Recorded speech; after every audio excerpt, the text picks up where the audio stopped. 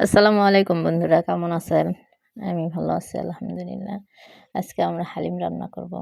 আর হালিমের জন্য পেঁয়াজ কুচি, রসুন, আদা, মশলা বাটা এবং শুকনা মরিচ ভাজা গুঁড়া করে নেওয়া লাগে। আর তার সঙ্গে যা যা মশলা আছে সবই আমি ভেজে গুঁড়া করে নিই। যেহেতু ডাল দিয়ে আমি একটু হালিমের সঙ্গে ডাল সংযোগ করি, এজন্য ডালটা আগে রান্না করে নিছি।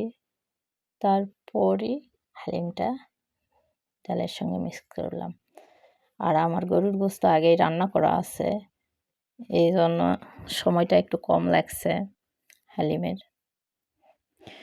আর ভাজা মশলাগুলো আমি একটু পরেই দিব। আর ভাজা মশলাগুলো দিলে কালারটা সুন্দর আসে হালিমের।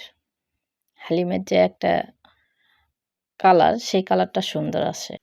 আমি আগেই পেঁয়াজ বেরেস্তা করে রাখছিলাম, মরিচ কুচি আর লেবু কেটে রাখছিলাম পরিবেশন করার জন্য। আর পরিবেশন সব কিছুই নিজস্ব একটা ব্যাপার, যে যার মতো করে পরিবেশন করতে পারে। কেউ আদা কুচিও দেয়, আর আমার আদা কুচি একদমই ভালো লাগে না। জানি না ভিডিওটা কেমন লাগবে।